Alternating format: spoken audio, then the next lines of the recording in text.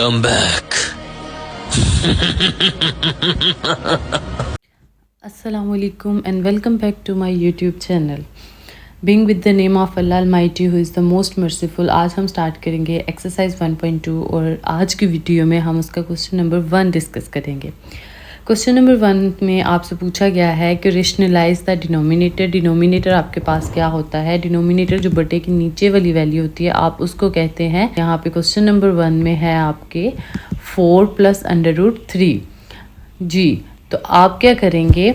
Rationalise करने के लिए जो बटे की वैल्यू है उसमें अगर प्लस है तो माइनस से मल्टीप्लाई और डिवाइड कर देंगे। सेम एज इट इज़ हमने वैल्यू ले ली है, देखें इधर, और 4 - √3 से मल्टीप्लाई और डिवाइड कर दिया है। जब मल्टीप्लाई करेंगे 13 एज इट इज़ साथ आ जाएगा और 4 - √3 आ जाएगा। अच्छा जी, नीचे हमारे पास प्लस में एक दफ़ा वैल्यू आ गई, एक दफ़ा माइनस में आ गई। आपको अगर याद हो फार्मूला जो कि आपको एक्सरसाइज 1.1 करवाते हुए मैंने आपको बताया था कि a - b × a + b जो है वो आपके पास इक्वल होता है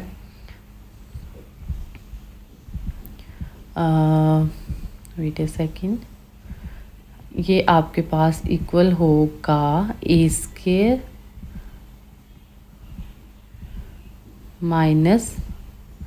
- b² के। ठीक है जी, ये आइडेंटिटी आपने याद रखनी है। आप यहाँ पे ये आइडेंटिटी लगाओगे, जिस आइडेंटिटी के अकॉर्डिंग आपके पास क्या आ जाएगा, a² मीन्स 4 का स्क्वायर माइनस √3 का स्क्वायर। अब अंडर का मतलब क्या होता है? 1/2। तो आप इसको इस तरह से लिख सकते हो। मीन्स अगर आपके पास ऐसे वैल्यू आ जाती है 1/2 अंदर आ गया और बाहर आपके पास आ जाए 2, तो आप 2 को 2 से कट कर सकते हो, ऐसे कट सकता है, मतलब वैल्यू रह जाएगी 1। इसी तरह से आप इस स्क्वायर को इस 2 से काट देंगे और आपके पास क्या बच जाएगा 3। और 4 का स्क्वायर लेंगे मीन्स 4 × 4। तो 4 × 4 आपके पास क्या बनेगा? 4 × 4 = 16। तो यहाँ पे आपके पास 16 आ गया। मूविंग ऑनवर्ड, ऊपर वाली वैल्यू एज इट इज़ रहेगी। 16 - 3 आपके पास 13 आ गया। जब आप आगे जाओगे तो 13 से कट जाएगा और आपके पास क्या रह जाएगा? 4 - √3। और यही आपका आंसर है क्वेश्चन नंबर 1 का। बहुत ईजी क्वेश्चंस हैं, लेके चलो, माइंड में मेथड रखो, कोई भी क्वेश्चन आ जाए उसको सिंप्लीफाई करना है। रेशनलाइज का मतलब ये हो जाएगा कि आपने उसको इस वैल्यू से मल्टीप्लाई और डिवाइड कर दिया डिनोमिनेटर से ही। डिनोमिनेटर की जो वैल्यू है उसी से मल्टीप्लाई और डिवीजन कर देनी है आपने उसकी, और आपने उसको नेक्स्ट सिंप्लीफाई कर देना है जस्ट। क्वेश्चन नंबर 2 आप देखें, अगर आपके पास है √2 + √5 / √3। तो देखें जी, आपने √3 है आपका डिनोमिनेटर में, तो आपने डिनोमिनेटर से मल्टीप्लाई और डिवाइड कर दिया। अब आप पूछेंगे कि मैम हमने यहाँ पे माइनस क्यों नहीं लगाया? मैंने आपको स्टार्टिंग में ये बात बताई है कि अगर आपके पास प्लस की वैल्यू होगी फिर आप माइनस की वैल्यू से मल्टीप्लाई करेंगे, और अगर माइनस की होगी तो फिर आप प्लस की वैल्यू से मल्टीप्लाई और डिवाइड करेंगे जी। तो √3 मल्टीप्लिकेशन में आ गया, नीचे वाले जो थे वो स्क्वायर हो गए, √3 का स्क्वायर हो गया, स्क्वायर रूट स्क्वायर से कट गया, आपके पास नीचे 3 बचा, और ऊपर जब हमने मल्टीप्लाई किया अब ये 3 2 से भी मल्टीप्लाई हो रहा है और यही √3 5 से भी मल्टीप्लाई हो रहा है। तो जब मल्टीप्लिकेशन में आप आएंगे तो अंदर की वैल्यूज़ मल्टीप्लाई हो जाती है, मतलब 2 × 3 हो जाएगा। ठीक है, तो ये 2 × 3 आपके पास √6 आ जाएगा और 5 3 आपके पास √15 आ जाएगा। क्वेश्चन नंबर 3 देखेंगे हम। तो स्टूडेंट क्वेश्चन नंबर 3 में क्या है कि √2 - 1 / √5। तो जी वैसे ही √5 से मल्टीप्लाई और डिवाइड किया।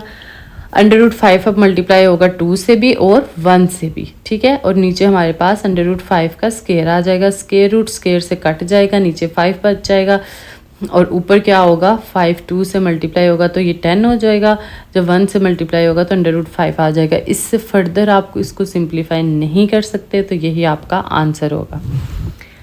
अच्छा जी, ऐसे जो क्वेश्चंस हैं जैसे क्वेश्चन नंबर 2 है, 3 है, ये बच्चों शॉर्ट क्वेश्चंस के लिए बहुत इंपॉर्टेंट क्वेश्चंस है। चलो आगे मूव करते हैं। क्वेश्चन नंबर 4 आ गया है। ये थोड़ा सा लेंथी क्वेश्चन है। 6 minus 4 under root 2, 6 plus 4 under root 2। तो यहाँ पे आपको डिनोमिनेटर को देख के पता चल गया कि यहाँ पे अब प्लस की जगह आप क्या ले आएंगे, माइनस, तो मल्टीप्लाई और डिवाइड कर देंगे। अब आप देखें कि ऊपर वाली दोनों वैल्यूज सेम है, तो जब बेस सेम हो तो पावर दोनों की 1 1 है। इन दोनों की पावर जो है अगर आप देखें तो 1 1 बन रही है। जैसे आपने यहाँ पे ब्रैकेट में लिख लिया, तो इसकी पावर भी 1 है, जिसके साथ कुछ ना लगा हो उसकी पावर 1 होती है, और इसकी पावर भी 1। मल्टीप्लिकेशन का रूल है कि जैसे आपको मैं यहाँ पे साइड पे बता रही हूँ, 2 मल्टीप्लाई बाय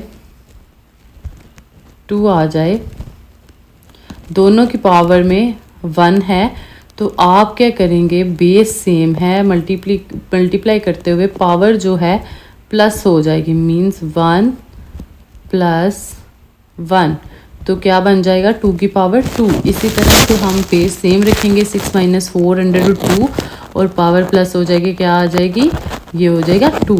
और नीचे हमारे पास क्योंकि एक वैल्यू माइनस में है एक प्लस में है, तो हमारे पास ए स्केयर माइनस बी स्केयर वाला फार्मूला लगेगा।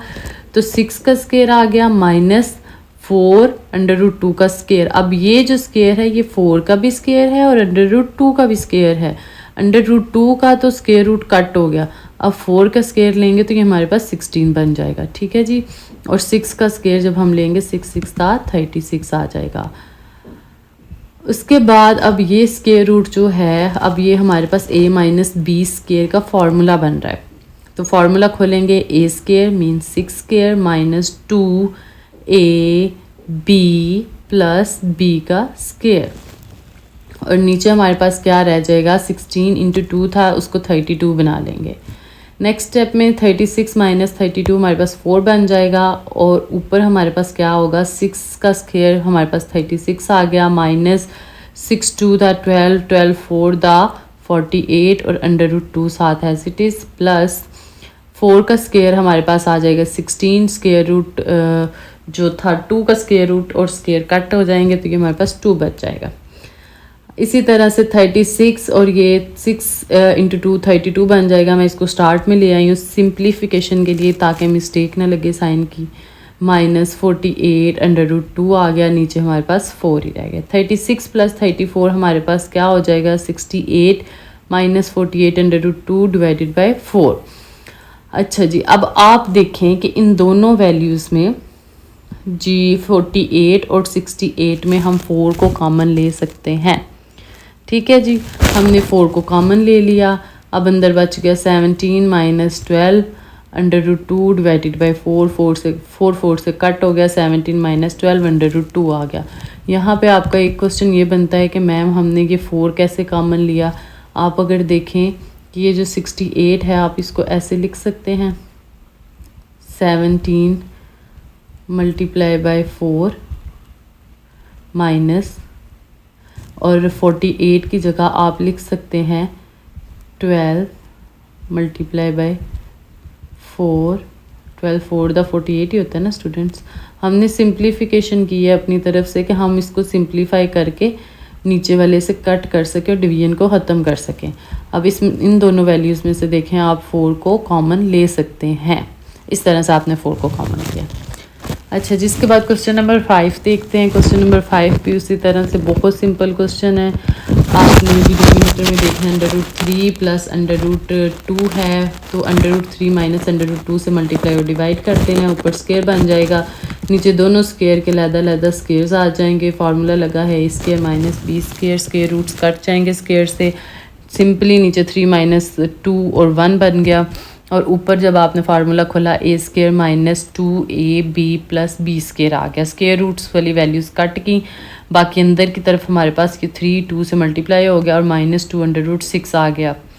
अच्छा जी, अब यहाँ पे हमारे पास नीचे डिवीजन में 1 आ गया था, तो 1 ना भी लिखें आप तो डिवीजन में कंसीडर होता है, तो आप 1 को अब यहाँ पे लिखना बंद कर देंगे, सिंपल आ जाएंगे। अब ये 3 प्लस 2 जो सिंपल वैल्यूज़ थी, 3 प्लस 2 हमारे पास क्या बना स्टूडेंट्स 5, और माइनस 2 अंडर रूट 6, ये आपके पास आंसर बन गया क्वेश्चन नंबर 5 का।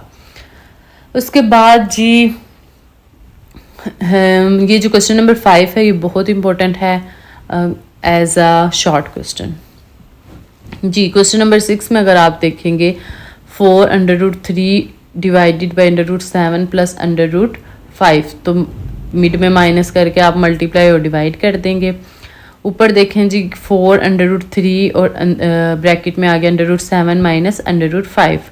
इसी तरह से नीचे जो है दोनों का फार्मूला बन जाएगा a² माइनस b² का, दोनों के स्क्वायर रूट कट जाएंगे, नीचे रह गया 7 माइनस 5। अब ऊपर जो है वो दोनों के साथ मल्टीप्लाई होगा। 4 √3 जो है वो दोनों 7 से भी मल्टीप्लाई होंगे और वो दोनों 5 से भी मल्टीप्लाई होंगे। जब इस 7 से मल्टीप्लाई होंगे तो 4 अंदर कुछ नहीं है, जब स्क्वायर रूट के साथ कुछ नहीं है तो वहाँ हम कंसीडर करेंगे कि यहाँ पे 1 है, ये 1 है, तो 4 1 दा 4 आ जाएगा और अंडर रूट वाली वैल्यूज़ आपस में मल्टीप्लाई हो जाएंगी, जो हमारे पास 21 बन जाएगा। -4 सेम एज इट इज़ 4 1 दा 4, और जब अंडर रूट में आएंगे तो 5 3 दा 15, और नीचे हमारे पास क्या बन गया 7 माइनस 5। अच्छा आगे अब ये देखें, आप इन दोनों वैल्यूज़ में से कॉमन ले सकते हैं। 4 कॉमन आ गया और अंदर आ गया √21 माइनस √15। 2 1 दा 2, 2 2 दा 4, ये हमारे पास यहाँ पे कटिंग हो गई दोनों की। अब हमारे पास सिंपल वैल्यू बन गई 2 √21 माइनस √15। एक मेथड ये था, ठीक है जी। दूसरा मेथड मैंने और आपके सामने सॉल्व किया हुआ है। नीचे अगर आप देखेंगे तो आपके सामने मैंने कैसे सॉल्व किया है कि मैंने 4, ये आंसर जो है वैसे आप सिंप्लीफाई करके ये भी आंसर बना सकते हैं, लेकिन जो आंसर आपकी बुक पे मेंशन है अगर मैं उसको सॉल्व करूं तो आपने क्या करना है, 4 √3 को बाहर ही रखना है, इसको हमने अंदर मल्टीप्लाई नहीं करना। हमने नीचे वाली वैल्यू को सिंप्लीफाई किया, ठीक है जी। हमारे पास यहाँ पे बन गया 7 माइनस 5, तो यहाँ पे हमारे पास क्या आ गया, 7 माइनस 5 को हमने जब ख़त्म किया तो हमारे पास नीचे 2 आ गया, 2 और 4 से कट गया, ये 2 √3 बाहर रह जाएगा और बाकी √7 माइनस 5 वैसे ही रह जाएगा। ये आपका बुक का आंसर है जो आपकी बुक पे दिया गया है। तो स्टूडेंट्स यहीं पे हमारा क्वेश्चन नंबर 1 एक्सरसाइज 1.2 का हुआ ख़त्म। आई होप आपको बहुत अच्छे से समझ आ गई होगी। इसके साथ ही मेरे चैनल को सब्सक्राइब करना ना भूलना, do like and share the video और बेल आइकन को दबाना ना भूलना। ओके जी, अल्लाह हाफिज़।